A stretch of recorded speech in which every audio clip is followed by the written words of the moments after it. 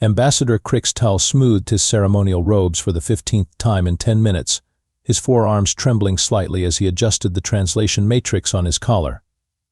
This was it.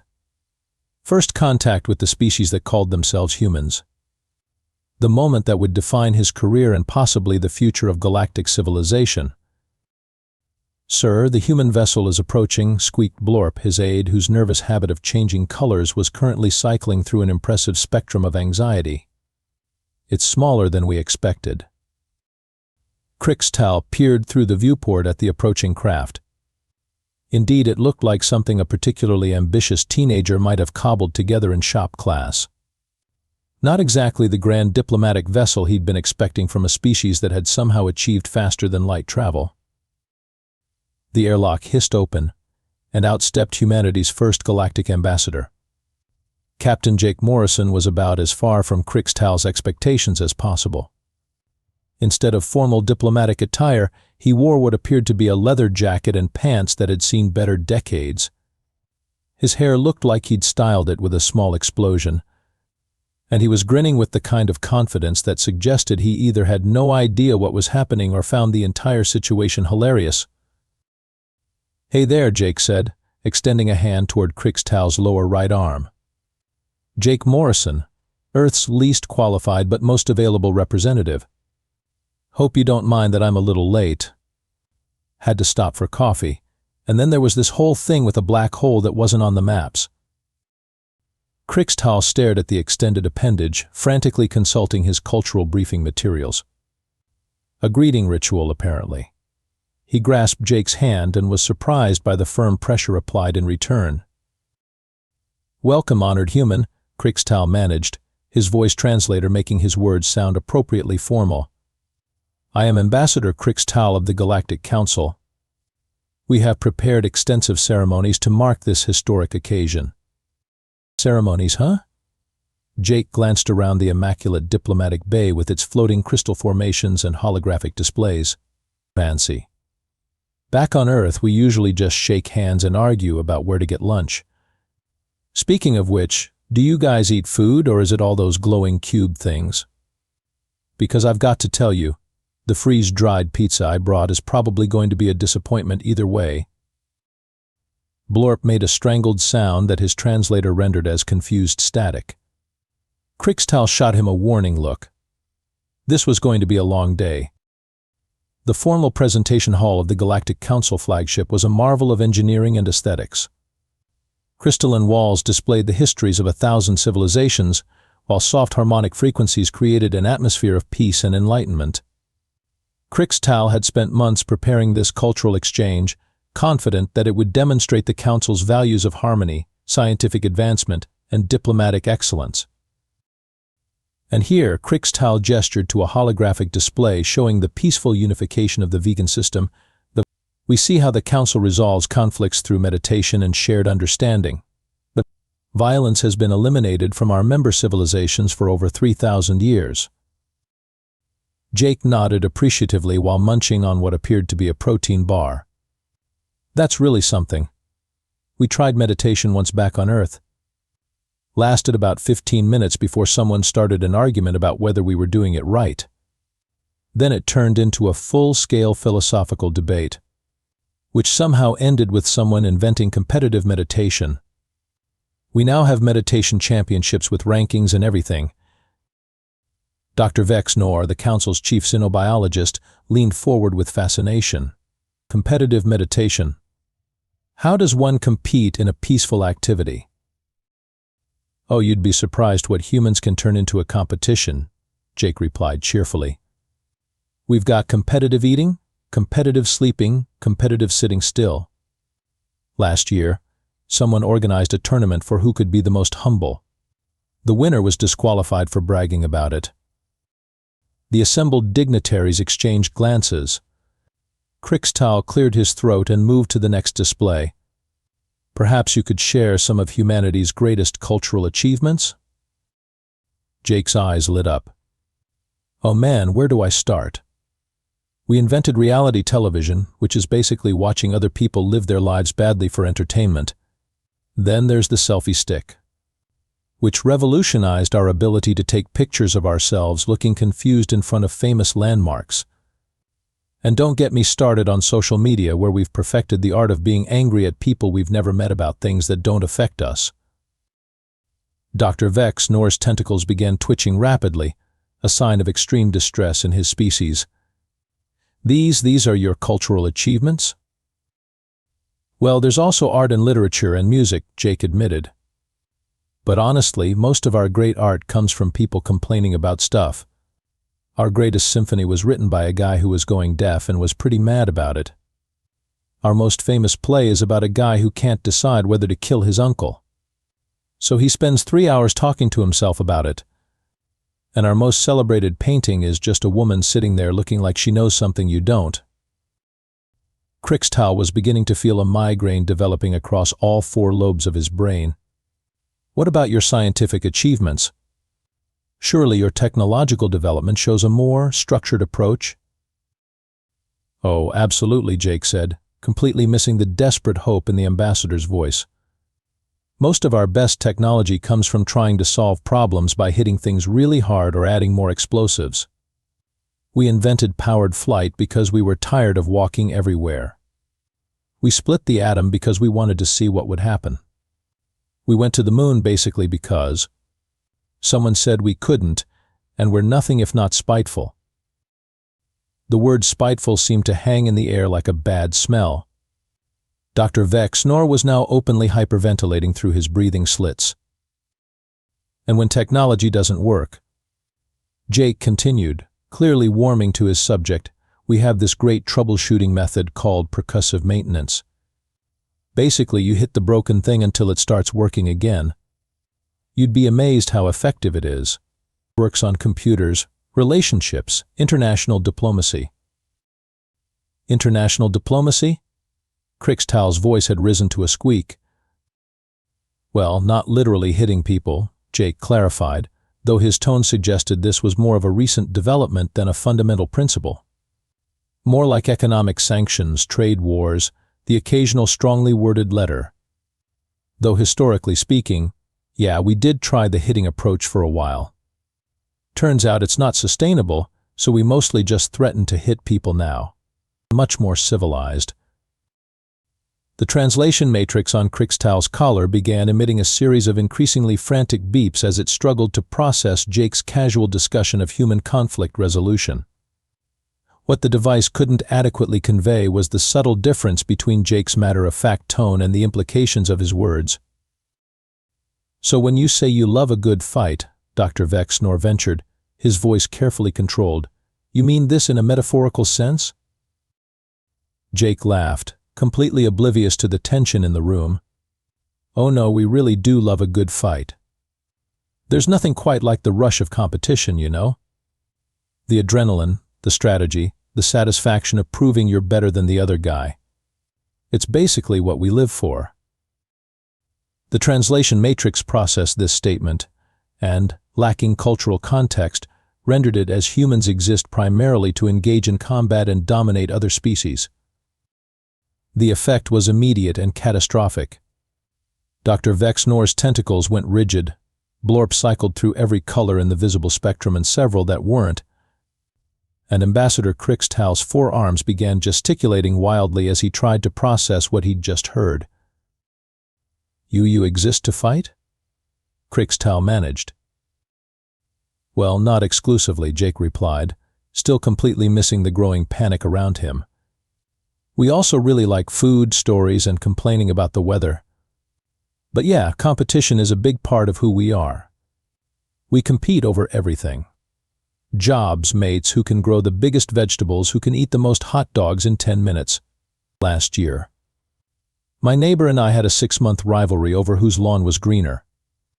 It ended with both of us installing illegal irrigation systems and importing soil from 3 different continents.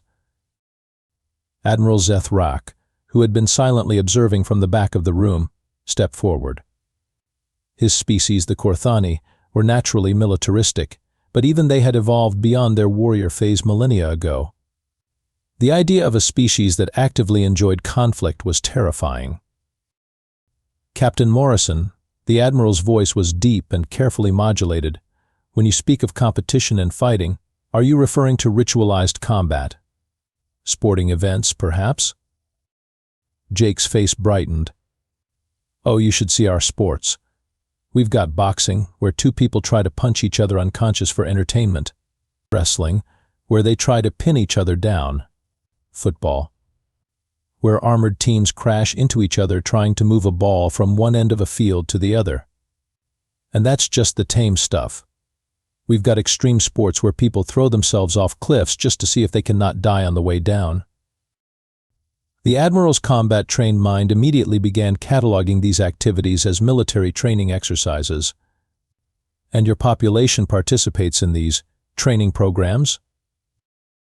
"Are you kidding? We watch them obsessively. Millions of people will gather to watch other people fight over a ball.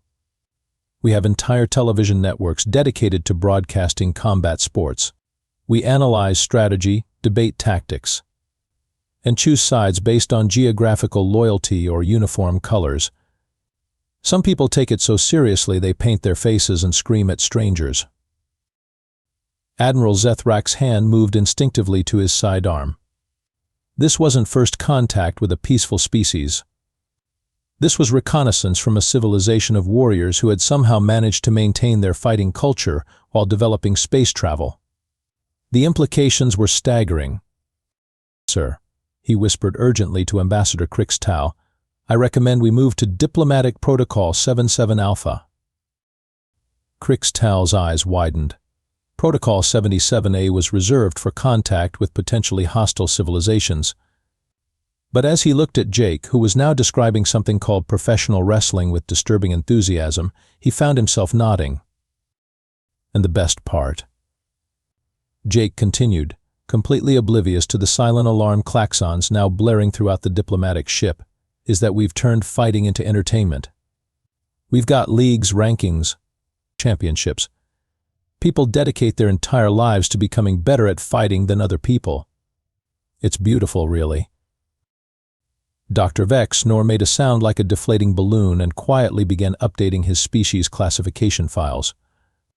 Next to Homo sapiens, he typed, "Recommend immediate defensive posture. Possible warrior caste society with advanced technology and cultural obsession with combat." Jake, noticing the sudden quiet, looked around the room with mild concern. "Is everything okay? You all look like you've seen a ghost." Which, come to think of it, we've got stories about those too. Usually involve fighting them. The Galactic Council's response to perceived threats was typically measured, involving committee meetings, subcommittee reviews, and carefully worded diplomatic inquiries.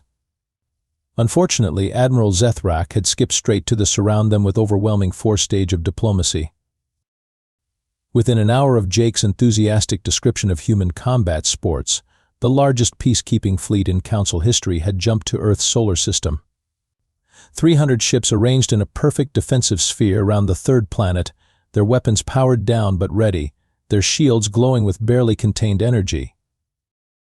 "This is probably overkill," muttered Commander Yixtau from the bridge of the flagship, watching her tactical displays light up with weapon signatures. The humans said they liked to fight, not that they were planning to invade the galaxy. Admiral Zethrak, however, was taking no chances.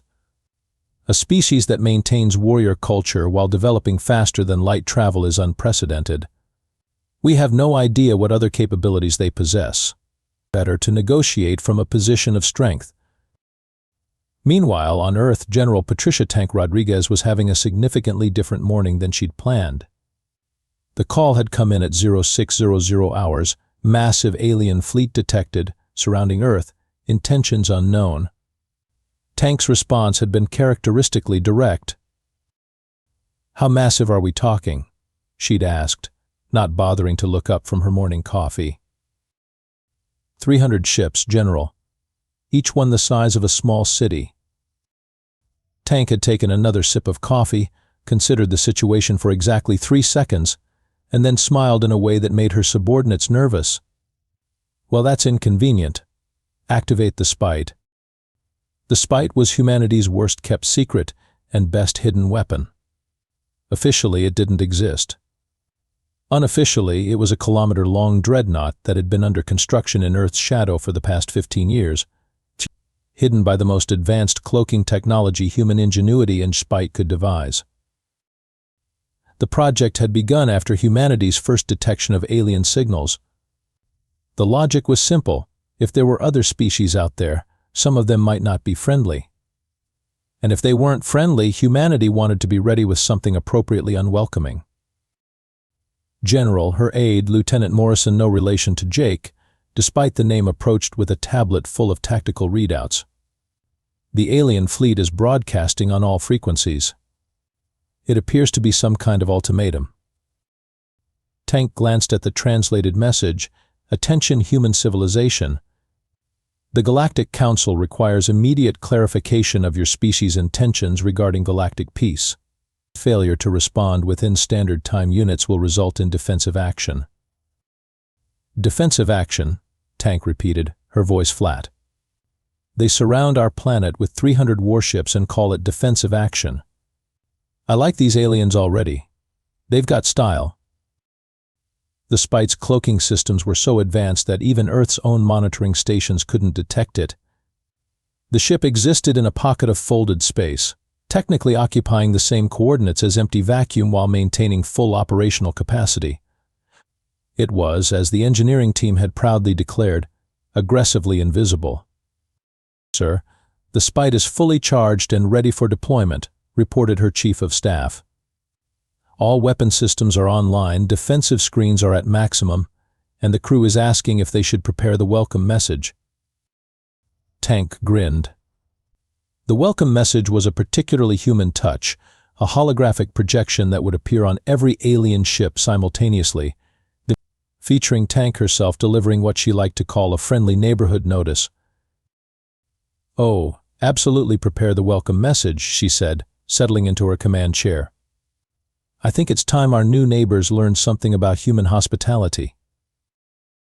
In space, the Galactic Council fleet maintained its perfect formation, confident in their overwhelming numerical advantage. Admiral Zethrak was reviewing tactical options when his communications officer reported an incoming transmission from the human planet. On screen, the Admiral ordered. The transmission was audio only, which seemed oddly primitive for a species with faster-than-light travel. The voice that emerged was female, calm, and carried an undertone that made experienced military personnel everywhere instinctively check their weapons. Attention, alien fleet. General Rodriguez's voice filled the bridge.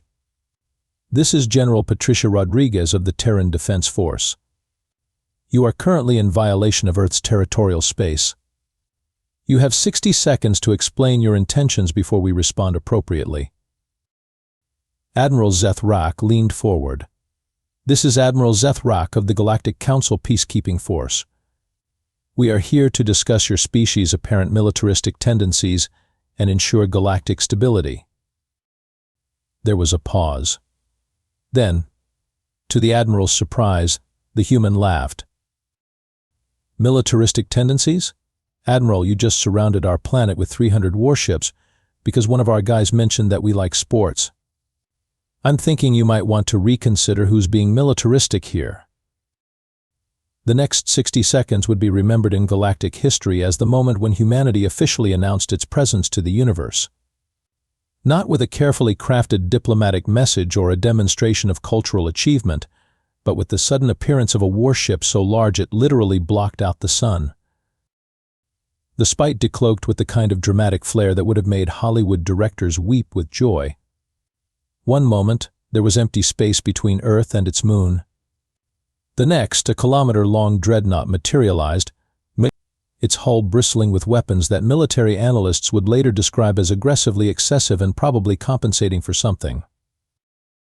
The ship's design was purely human, no elegant curves or aesthetic flourishes, just brutal efficiency wrapped in armor plating thick enough to stop a meteor. Its weapon ports glowed with barely contained energy, and its shields cast everything in a menacing red glow that made Earth's sunlight look positively apocalyptic. Holy quantum mechanics, whispered Commander Yixtal, watching her tactical displays explode with new threat assessments. Where did that come from? Admiral Zethrak was having similar thoughts, though his were less scientifically minded and more focused on the fact that the human warship's main gun appeared to be roughly the size of his flagship. How did they hide something that large? Our sensors detected no shipbuilding facilities, no industrial capacity. The answer, had he known it, was very simple. Humans had built the Spite using the same principle that governed most of their technological achievements. When told something was impossible, they had taken it as a personal challenge.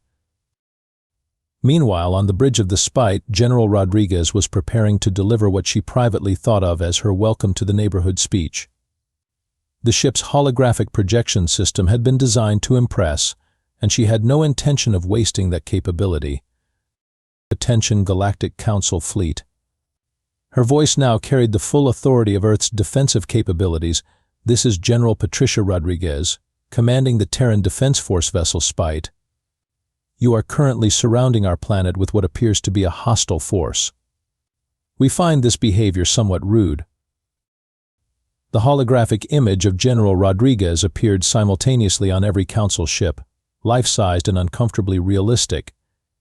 She was wearing full military dress uniform, standing in what was clearly the bridge of a warship, and smiling with the kind of confidence that suggested she had several backup plans and wasn't afraid to use them. Now, I'm sure this is all a big misunderstanding, she continued, her tone suggesting that while she hoped it was a misunderstanding, she was perfectly prepared for it not to be. But I want to make something clear about human nature. We are fundamentally a peaceful species. We prefer negotiation, diplomacy, and finding common ground. Admiral Zethrak allowed himself a moment of relief. Perhaps the situation could be resolved without. However, General Rodriguez continued, and every military officer in the Council fleet felt their blood pressure spike. We are also a species that responds poorly to threats. We have a saying on Earth, speak softly and carry a big stick. Well, Admiral, you've been speaking with warships instead of words, so I thought I'd show you our stick. As if on cue, the Spite's weapon systems powered up with a sound that could be felt through the hulls of every ship in the vicinity. The main gun, which had been merely intimidating while dormant, now glowed with enough energy to crack a moon. This is the TDF Spite, Rodriguez explained, her tone remaining conversational despite the fact that she was essentially holding a gun to the head of an entire star system. She's humanity's way of saying we really hope we can be friends, but we're prepared in case we can't. The name, by the way, was chosen specifically because humans tend to do our best work when we're annoyed. Dr. Vex Nor, watching from the diplomatic ship, made a note in his files. Human defensive psychology appears to be based on controlled aggression, and what can only be described as weaponized stubbornness. Now, what? General Rodriguez continued, I'm going to suggest that we all take a step back and figure out what's really going on here.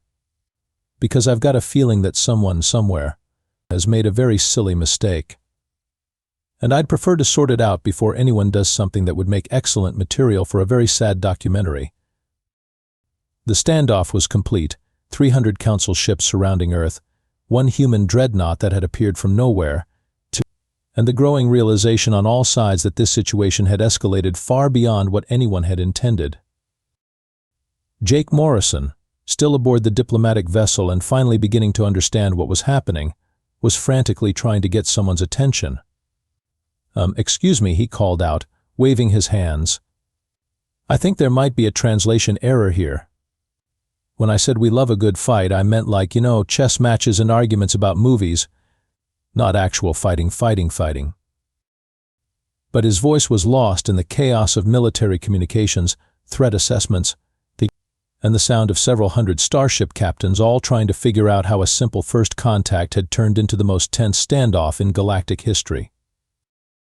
The moment of truth came when Jake Morrison, displaying the kind of desperate ingenuity that had gotten humanity into this mess in the first place, grabbed the nearest communication device and began broadcasting on all frequencies simultaneously. Attention, everyone with guns pointed at each other. His voice crackled through the comm systems of both fleets. This is Captain Jake Morrison. official cause of this entire mess. I need everyone to please stop preparing to blow each other up for just 1 minute while I explain something very important about human language. The universe seemed to hold its breath. On 300 council ships, weapons officers paused with their hands over firing controls. On the spite, General Rodriguez raised an eyebrow and gestured for her crew to stand down, but remain ready. The thing about humans, Jake continued, his voice carrying the weight of a man who had just realized he might have accidentally started an interstellar war, is that we use something called hyperbole. It's where we say things that sound way more dramatic than they actually are. When I said we love a good fight, I meant we enjoy competition, sports, games, friendly rivalry, not actual warfare. Admiral Zethrak leaned forward in his command chair. You're saying your species enjoys conflict but not violence? Exactly. Jake's relief was audible. We compete with each other constantly, but it's mostly about proving who's better at throwing balls into hoops, or who can run faster, or who can run faster, or who can eat more pizza without dying. We turned competition into entertainment because actual fighting is messy and expensive and everyone goes home unhappy. Dr. Vex Nor's tentacles slowly began to relax. So when you described your combat sports, you were referring to ritualized competition rather than military training? Right. Boxing matches have referees and rules and medical staff. Nobody's actually trying to conquer anyone else's territory. Well, except for that one time with the football riots, but that was more about civic pride than actual territorial expansion. General Rodriguez's voice cut through the communication channel, and Jake could hear what sounded suspiciously like laughter in the background. Admiral Zethrak, I believe we may have encountered what my species calls a failure to communicate. Allow me to clarify humanity's position. The holographic projection shifted to show both Jake and General Rodriguez standing together on the bridge of the Spite, a visual representation of humanity's dual nature that would become iconic in galactic diplomatic history. We are indeed a competitive species, Rodriguez explained, but our competition is channeled into constructive activities. We compete in business, in science, in art, in sports. When we say we love a good fight, we mean we enjoy the challenge of overcoming obstacles and proving ourselves against worthy opponents. Jake nodded enthusiastically. It's like we need something to struggle against, or we get bored and start making up problems. So we invented games and sports and competitions to give ourselves something to do with all that energy. Admiral Zethrak was beginning to understand. And your warship? This was a response to our defensive positioning? General Rodriguez's smile was sharp but not unfriendly. Admiral, you surrounded our planet with 300 ships because you thought we were aggressive. We revealed one ship because we thought you were aggressive. I'd say we're both guilty of assuming the worst about each other. But why build such a vessel in the first place? Asked Dr. Vex Nor, his scientific curiosity overcoming his diplomatic caution. Because Jake and Rodriguez said simultaneously, then looked at each other and laughed. Rodriguez gestured for Jake to continue. Because we're human, he said. We hope for the best, but we prepare for the worst. We build weapons we hope we'll never use, make contingency plans for disasters we hope will never happen, and generally assume that if something can go wrong, it probably will. Plus, Rodriguez added, we're a naturally paranoid species. The moment we detected alien signals, someone in a government office said, what if they're not friendly? And then spent 15 years building a ship designed to make that question irrelevant. The tension in the fleet was rapidly dissolving into something approaching embarrassment. Ambassador Krix Tal, who had been silent throughout the military standoff, finally spoke up. So, to summarize, he said carefully, humans are a competitive but generally peaceful species that builds impressive weapons as insurance against theoretical threats, but while engaging in elaborate competitions as a substitute for actual conflict? That's about the size of it, Jake confirmed. We're like that neighbor who keeps a shotgun in the closet just in case, but mostly uses it to scare away raccoons and occasionally shows it off to friends. The metaphor was lost on most of the alien species present, but the sentiment was clear enough. General Rodriguez made a gesture, and the Spite's weapons powered down, though the ship remained visible and imposing. "Admiral, I propose we all take a step back, power down our weapons, and start this conversation over, preferably with better translation software." "Agreed," Admiral Zethrak replied, and across the fleet, 300 ships began standing down from combat readiness. Ambassador Krixtau cleared his throat. "Perhaps we should reconvene the cultural exchange, with more attention to linguistic precision." "Sounds good," Jake said. "But maybe this time someone should mention that when humans say we're dying to try something, we don't mean it literally." The laughter that followed was universal, translated perfectly by every communication system in the fleet.